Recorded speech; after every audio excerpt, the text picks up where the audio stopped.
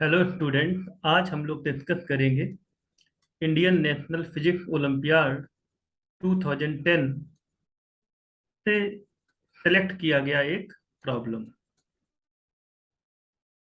अब ये problem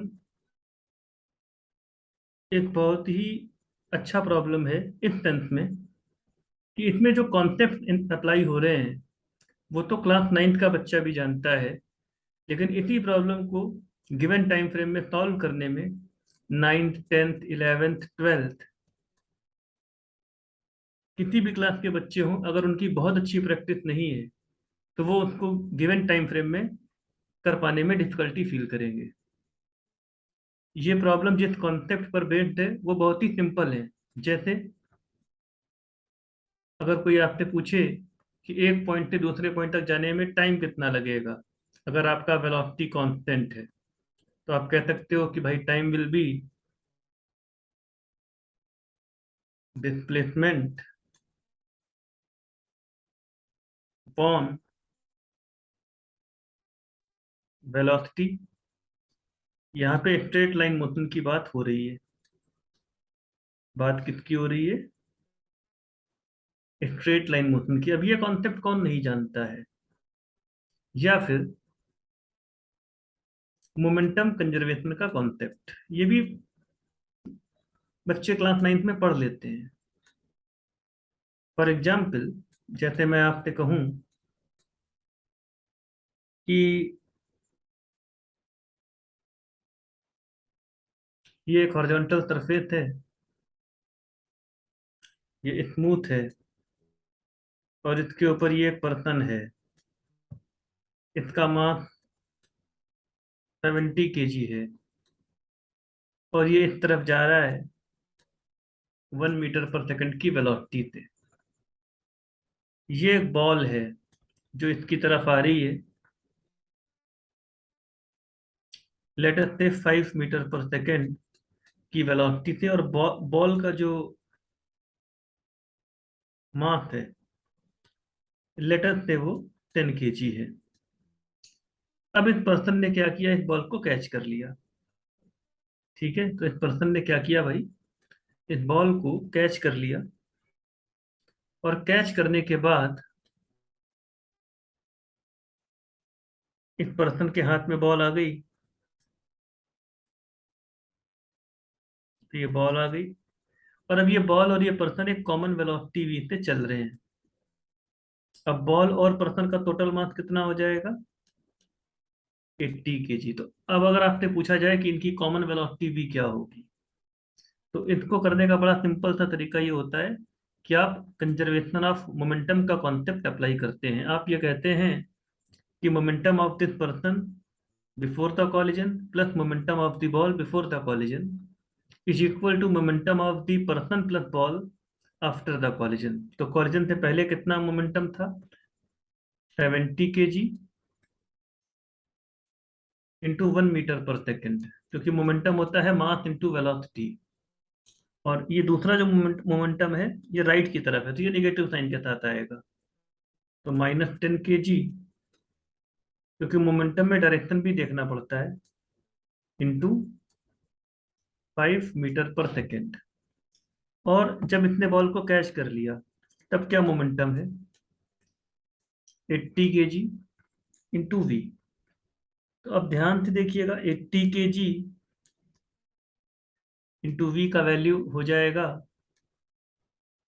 20 kg metre per second, और वी का वैल्यू आ जाएगा 1/4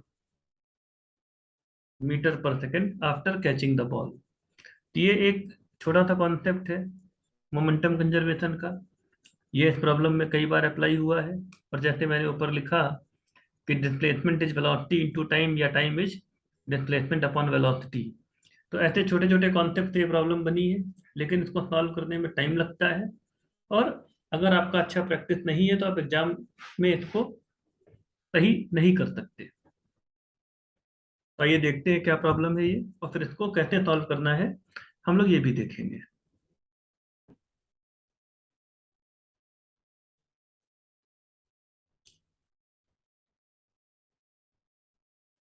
तो to skaters A and B, each of mass 70 kg, are approaching each other on a frictionless surface, each with a speed of 1 meter per second.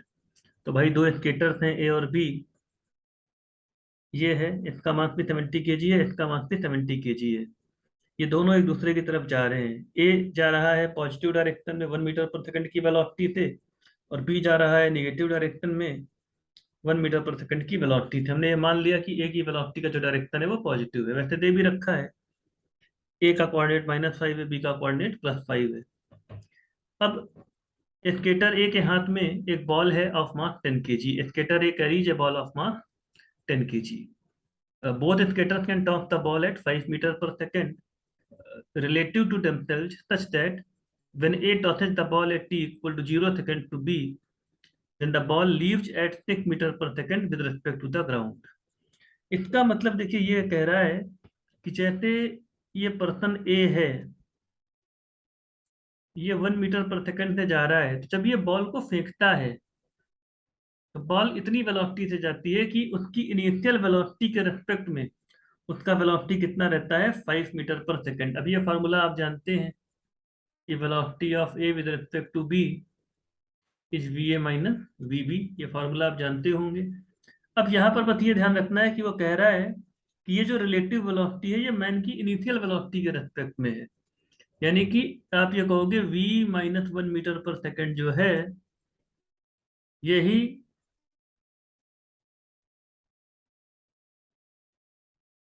5 metre per second है, जिसकी वजह से उन्होंने ये कह दिया कि v is 6 metre per second.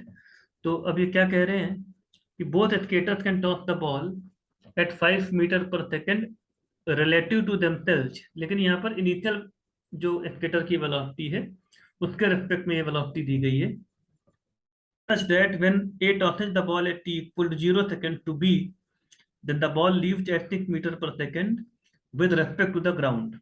Further, they start tossing the ball back and forth when they are 10 meter apart.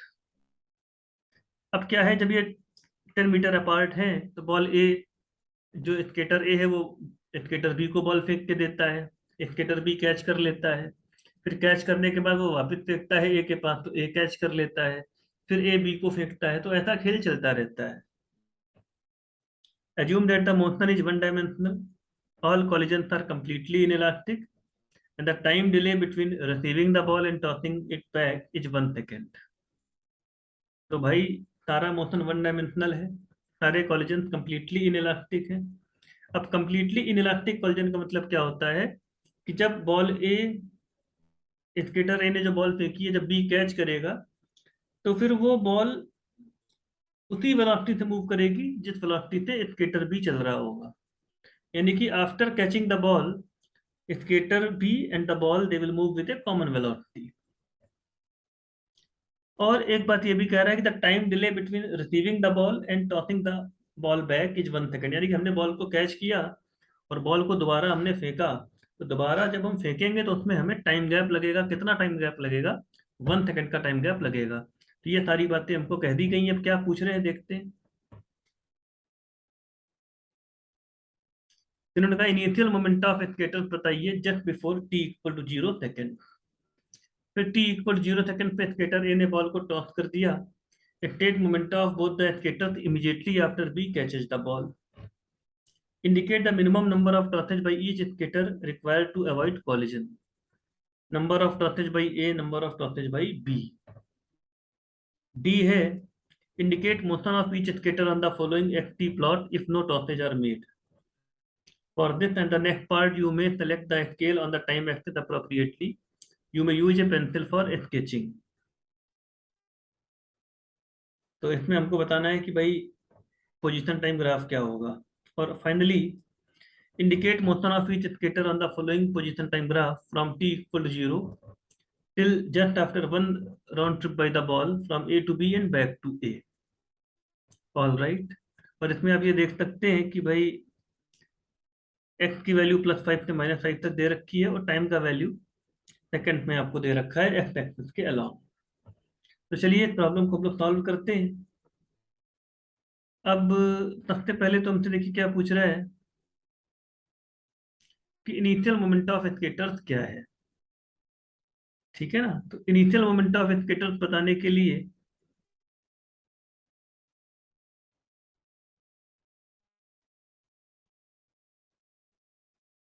ये तो हम लोग चलिए यहीं पे कर सकते हैं। जो इनिशियल मोमेंट ऑफ स्केटर्स की बात है, तो आप देखिए ए का मोमेंटम किधर है, राइट साइड में कितना है, उसका मास है 70 kg और वेलोसिटी है 1 मीटर पर सेकेंड, और डायरेक्शन हो जाएगा पॉजिटिव एक्स के अलोंग, तो आई कैप के अलोंग। तो ये क्या हो गया बेटा, ये हो गया मोमेंटम ऑफ बॉल ए। और बॉल बी का क्या हो, स्केटर बी का क्या होगा, स्केटर बी का इतना ही होगा लेकिन निगेटिव साइन के साथ, तो स्केटर बी का हो जाएगा -70 kg metre per second I cap. अब क्योंकि इन्होंने बात की है मोमेंटम ऑफ स्केटर्स की, तो मैंने जो मोमेंटम लिखा है ए का, वो एक्सक्लूडिंग द बॉल लिखा है। अगर हम बॉल का मोमेंटम भी ऐड कर देंगे तब आंसर चेंज हो जाएगा। पर अभी जो हमने आंसर दिया है ये एक्सक्लूडिंग द बॉल दिया है, यानी कि केवल स्केटर का जो मोमेंटम होगा वो 70 kg metre per second I cap रहेगा। तो ये पहला पार्ट तो बहुत सीधा सा है। ठीक है जी। फिर सेकंड पार्ट क्या कह रहा है, eight t = 0 skater A tosses the ball to skater B, state momentum of both the skaters immediately after B catches the ball। तो इसके लिए देखिए ऐसा है भाई,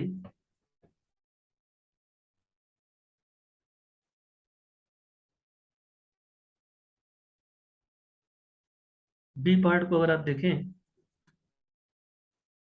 तो ये स्केटर ए जिसका मास 70 kg है, इसके हाथ में बॉल है, बॉल का मास कितना है 10 kg, और ये पूरा सिस्टम 1 मीटर पर सेकेंड से जा रहा है। तो ये तो आपका स्केटर ए हो गया, और ये स्केटर बी है, इसका मास भी 70 kg है, और ये अपोजिट डायरेक्शन में जा रहा है 1 मीटर पर सेकेंड की वेलोसिटी से। अब क्या हुआ, ए ने बॉल को जब प्रोजेक्ट किया तो ये गिवन है कि जो बॉल उसके हाथ से निकलती है वो 6 मीटर पर सेकेंड की वेलोसिटी से निकलती है। तो मान लीजिए अब इसका वेलोसिटी वी हो गया, v1 हो गया। ठीक है, अब इसका मास है 10 kg, इसका मास है 70 kg। ठीक, इसका मोमेंटम तो भाई जो था वो अभी भी है। ठीक, तो अगर हम ए के मोमेंटम को कंजर्व कराते, ए प्लस बॉल, स्केटर ए प्लस बॉल, इसके मोमेंटम को अगर हम कंजर्व करा दें, तो पहले मोमेंटम कितना है 70 kg plus 10 kg into 1 metre per second, and this will be equal to 70 kg into v1 plus 10 kg into 6 metre per second. Clear है, तो इससे क्या हो जाएगा, 80 kg मीटर पर सेकेंड इसी minus 10 into 6 60 kg metre per second, this will be equal to 70 kg into v1, और ये हो जाएगा 20 kg मीटर पर सेकेंड। तो यहां से आप देखिए v1 का वैल्यू कितना आ जाएगा भाई, 2/7 मीटर पर सेकेंड। अब पूछा क्या गया है, पूछा गया है जब स्केटर ए ने बॉल को फेंक दिया तब दोनों स्केटर्स का मोमेंटम बताना है immediately after B catches the ball, immediately after B catches the ball. ठीक है, तो अब अभी इतने पे ही ये बात खत्म नहीं हुई। अब क्या होगा, अभी बी को बॉल को कैच करना बाकी है। ठीक है, तो अब देखिए क्या होगा, ये जो बॉल है ये 6 मीटर पर सेकेंड से जा रही है, और इसका मास है 10 kg। ये स्केटर बी है, इसका मास 70 kg है और ये इस तरफ आ रहा है, कितने वेलोसिटी से आ रहा है ये आ रहा है 1 मीटर पर सेकंड की वेलोसिटी से। फिर अब इसने क्या किया, इसने इस बॉल को कैच कर लिया। तो कैच करने के बाद मान लीजिए इसकी एक कॉमन वेलोसिटी हो गई v2। अभी इस सिस्टम का मास कितना हो गया है, 10 + 70 तो 80 kg। अब अगर आप मोमेंटम कंजर्वेशन करोगे तो क्या लिखोगे, 70 kg into 1 metre per second. ठीक है जी, -10 kg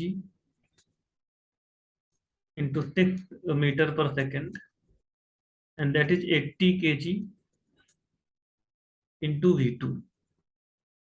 तो 10 kg metre per second is 80 kg into v2, therefore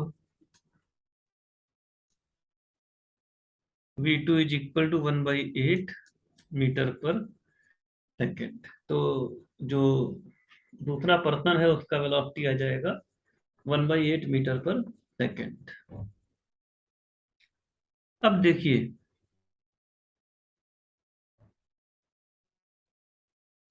हमने दो बातें पता लगा ली कि जब स्केटर बी बॉल को कैच कर लेगा उस समय पर स्केटर ए का जो वेलोसिटी रहेगा वो 2/7 मीटर पर सेकेंड रहेगा, जबकि बी का वेलोसिटी हो जाएगा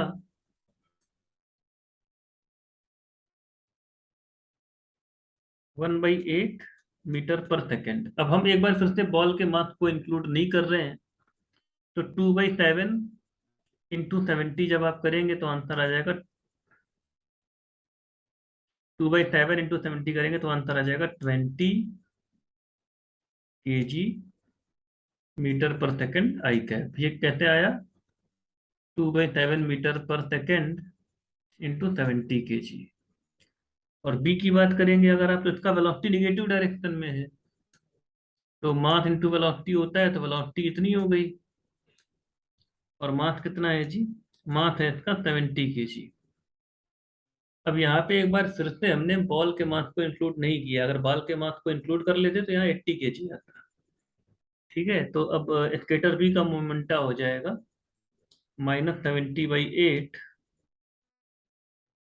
kg मीटर पर सेकेंड। ठीक है जी, ये बात है। अब इसमें बॉल का मोमेंटम लेकिन इंक्लूड नहीं है।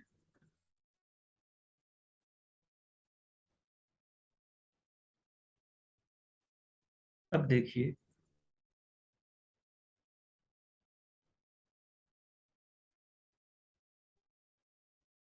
तो अगर हम आंसर देखते हैं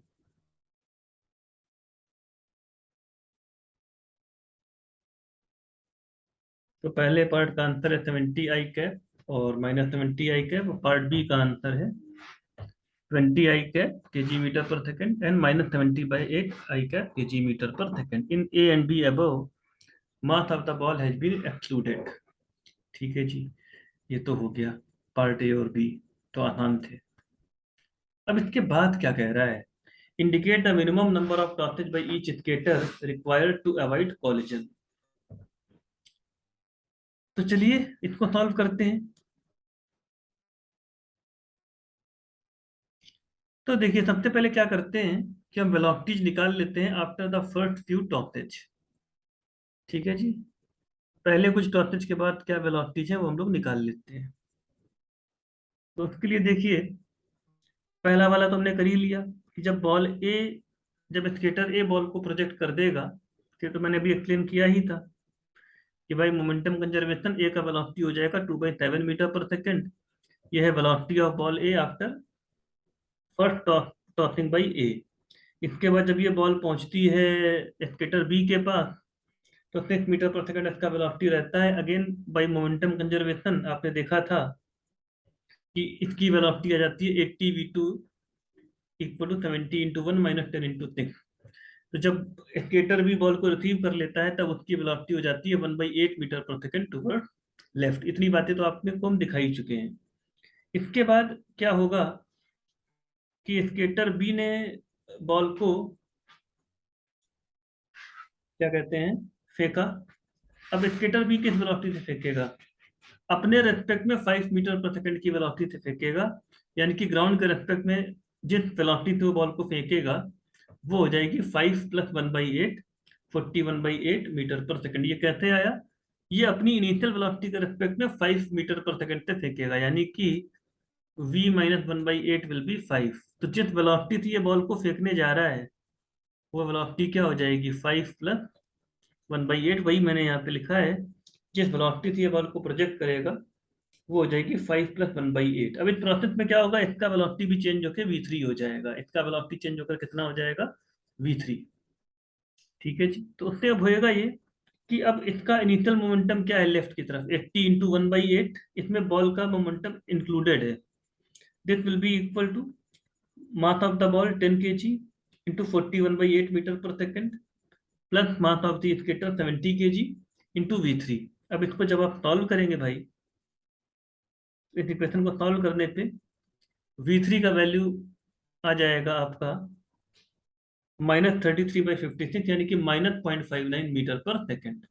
ये है velocity of B after releasing the ball. जब वो बॉल बी को रिलीज कर देगा तब उसकी वेलोसिटी निगेटिव डायरेक्शन में केवल -0.59 मीटर पर सेकंड ही रह जाएगी। इसके बाद क्या होगा? इसके बाद ये बॉल जाएगी, कहाँ जाएगी? स्केटर ए के पास। अब स्केटर ए इसको रिसीव कर लेगा। जब ये स्केटर ए इसको रिसीव कर लेगा then again it will have some velocity, और वो वेलोसिटी है मान लीजिए v4, कॉमन वेलोसिटी। ठीक है, तो आप ध्यान से देखिए, जो बॉल है वो इसके पास 41/8 मीटर पर सेकंड से आ रही थी। ये 2/7 मीटर पर सेकंड से इधर जा रहा था। फिर इसने बॉल को रिसीव कर लिया और ये 70 kg का स्केटर ए और ये बॉल बी 10 kg की, ये दोनों साथ साथ v4 की वेलोसिटी से चलने लगे। तो अगर हम फिर से एक बार मोमेंटम कंजर्वेशन अप्लाई कर दें और इस डायरेक्शन को पॉजिटिव रखें, ठीक है ना, इस डायरेक्शन को हम पॉजिटिव रखें, तो इनिशियल मोमेंटम कितना है? स्केटर ए का है -70 × 2/7। बॉल का कितना है? 41/8 × 10। आफ्टर कैचिंग द बॉल इनका कंबाइंड मोमेंटम क्या हो जाएगा? 80 × v4। अब अगर आप इस इक्वेशन को सॉल्व करते हैं तो सॉल्व करने पर v4 का वैल्यू इतना आ जाएगा। And after solving you will get कि भाई v4 का जो वैल्यू है वो 0.39 मीटर पर सेकंड है। अब ध्यान से देखिएगा, जब इसकी वेलोसिटी 0.39 मीटर पर सेकंड हो गई और ये इधर की तरफ जा रहा है स्केटर बी, ये है स्केटर बी, ये है स्केटर ए, ये इधर की तरफ जा रहा है 0.59 मीटर पर सेकंड से। तो अब यहाँ पे क्या हो गया है कि जो आपका स्केटर बी है वो स्केटर ए से दूर जा रहा है और स्केटर ए स्केटर बी से दूर जा रहा है। तो अब इसके बाद इनके बीच में कोई कॉलिजन नहीं होगा, यानी कि अब बॉल को फेंकने की फर्दर कोई जरूरत नहीं है। तो इससे ये मालूम चल गया कि आपका जो सी पार्ट है, आपके सी पार्ट का आंसर हो जाएगा 1 और 1। ये हो गया जी। फिर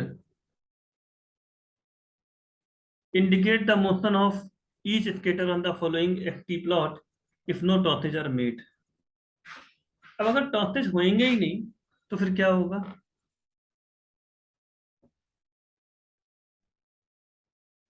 देखते हैं।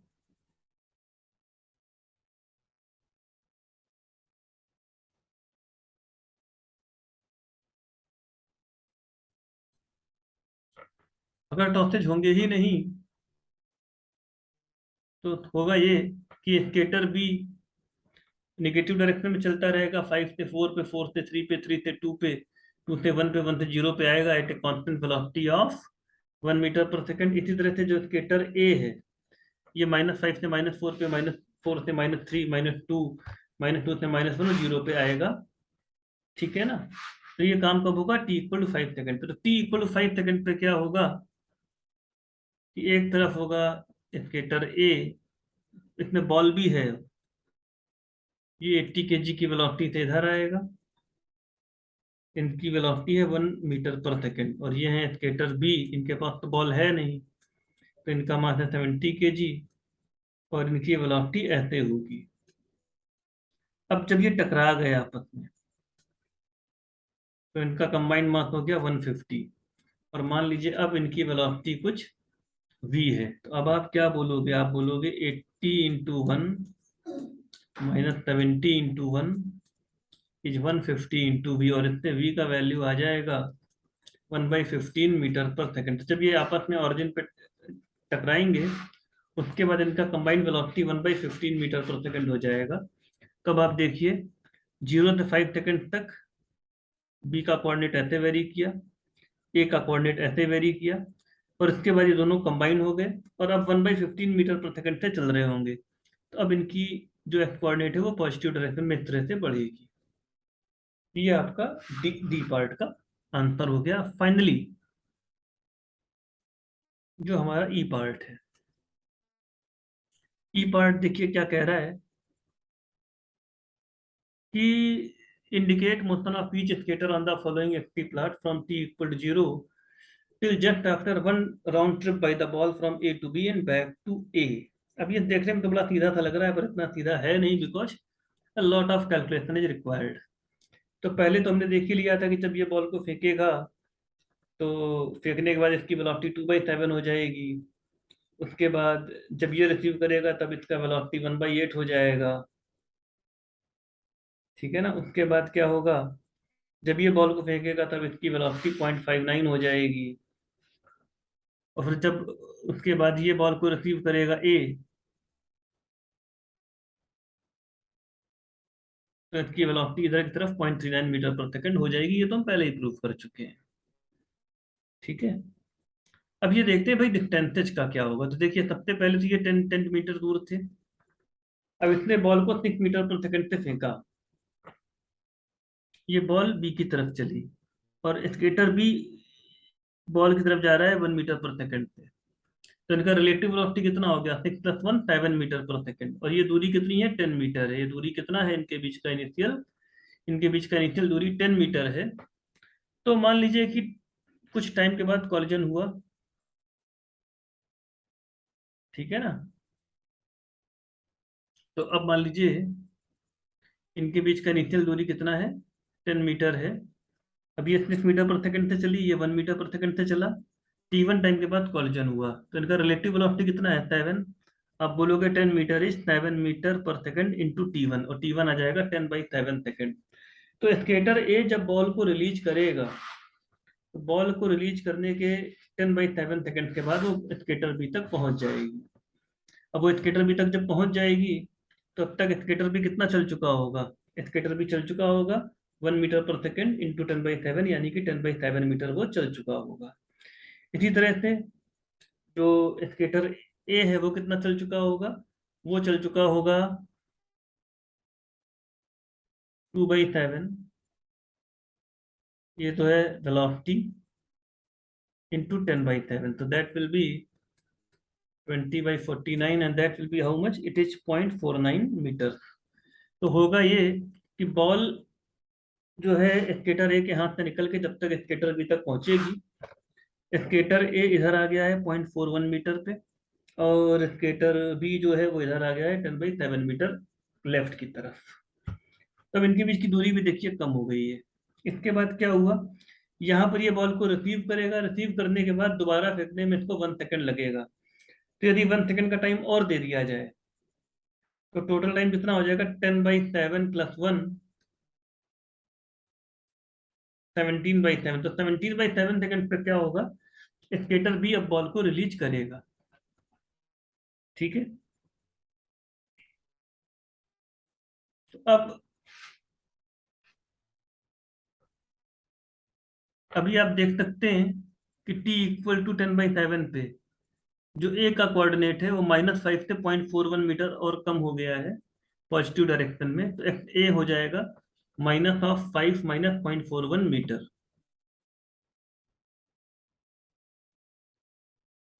एक्स कितना हो जाएगा?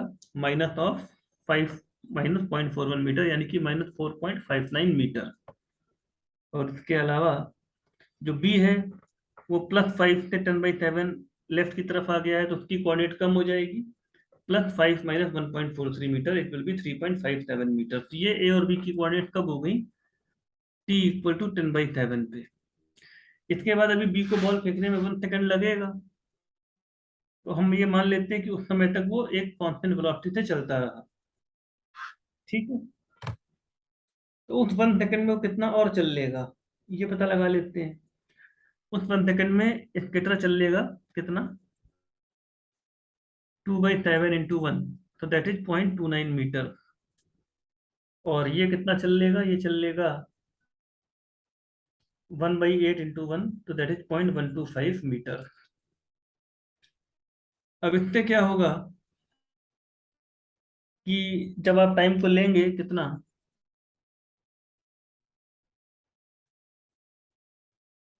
10/7 + 1, 17/7, तो उस समय पर ए की जो निगेटिव कोऑर्डिनेट है वो 0.29 मीटर और बढ़ गई होगी। That will become minus of 4.59 minus 0.29, it will be -4.3 metre. यानी कि जब टाइम का वैल्यू कितना है, 10/7 + 1, तब ए का कोऑर्डिनेट -4.3 हो गया है। वहीं बी का कोऑर्डिनेट क्या हो गया होगा? इट विल बी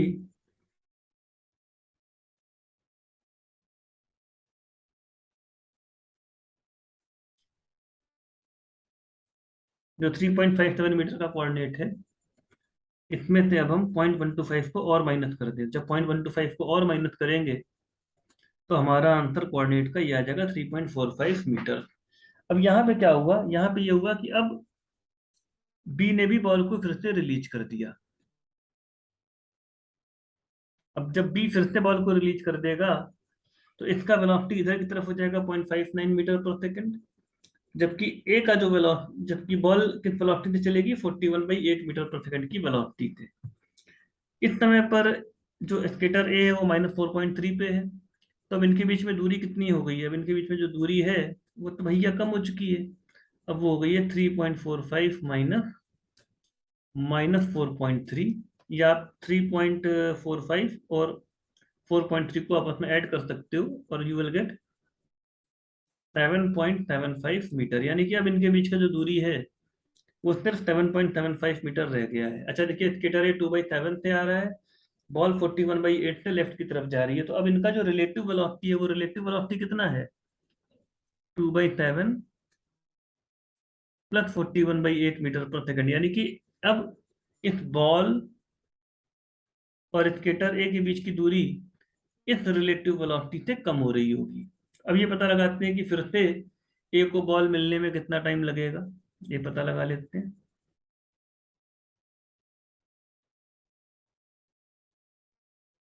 तो उसको टाइम लगेगा 7.75 मीटर अपॉन रिलेटिव वेलोसिटी। भाई टाइम तो वही है, डिस्प्लेसमेंट अपॉन वेलोसिटी। तो 7.75 metre upon 2/7 + 41/8 metre per second. अब इसको आप कैलकुलेशन आप पे छोड़ दिया, ये जब आप करके देखोगे तो 1.43 सेकंड का आंसर आएगा। यानी कि जब स्केटर बी ने बॉल को रिलीज किया, तो रिलीज करने के बाद 1.43 सेकंड बॉल को और लगेगा, तब वो स्केटर ए तक पहुंचेगी। ठीक है जी। अब उस समय तक मैन कितना और आगे आ गया होगा? 2/7 × 1.43, इट विल बी 0.41 मीटर। यानी कि ए का जो भी कोऑर्डिनेट आया था नेगेटिव, उसमें अब 0.41 मीटर और ऐड हो जाएगा। वहीं बी के साथ क्या होगा? तो एक्स से तो देखिए ये आ गया -4.3 -0.41। ठीक है जी, वो उसकी वैल्यू आ जाएगी। फिर डेल्टा एक्स भी कितना होगा? अब डेल्टा एक्स भी तो होगा 0.59 metre per second into 1.43 second. तो ये जो दूरी है 0.59 × 1.43, ये कैलकुलेट करने में 0.84 मीटर आ जाएगी। अब देखिए, अब लेकिन ये बी पहले तो निगेटिव डायरेक्शन में आ रहा था, लेकिन अब इसके बाद वो 0.84 मीटर राइट हैंड साइड की तरफ आया है, तो एफ बी हो जाएगा 3.45 + 0.84, यानी कि 4.29 मीटर। ठीक है, वहीं ये वाला जो पर्सन है ये अभी 3.9 मीटर की दूरी पे है। ठीक है, और ये 4.29 मीटर पे आ गया।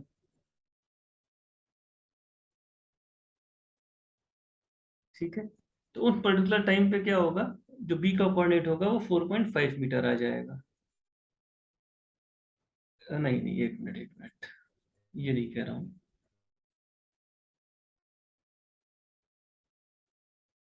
यहाँ पे जो बी का कोऑर्डिनेट होगा वो हो जाएगा, देखिए पहले कितना आया था, पहले आया था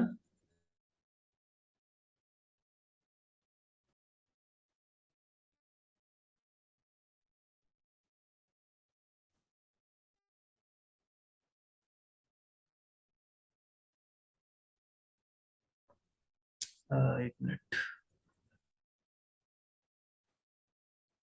चलो एक बार फिर देख लेते हैं।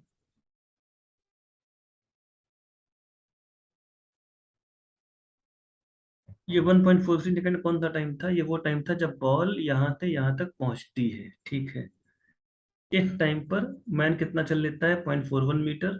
ठीक है, और बी का डिस्प्लेसमेंट कितना हो जाता है, 0.84 मीटर राइट की तरफ। तो इससे होगा ये कि जो एक्स ए है, एक्स ए वो हो जाएगा -4.3 -0.41, तो that will B -3.89 metre per second, यानी कि -3.9 बोल सकते हो आप इसको। और ये वाला हो जाएगा 3.45 प्लस 0.84, यानी कि 4.29 मीटर। ठीक है, तो अब जो इम्पोर्टेंट टाइम्स हमारे हैं, कौन कौन से इम्पोर्टेंट टाइम्स हैं, उस पर कोऑर्डिनेट लिख लेते हैं।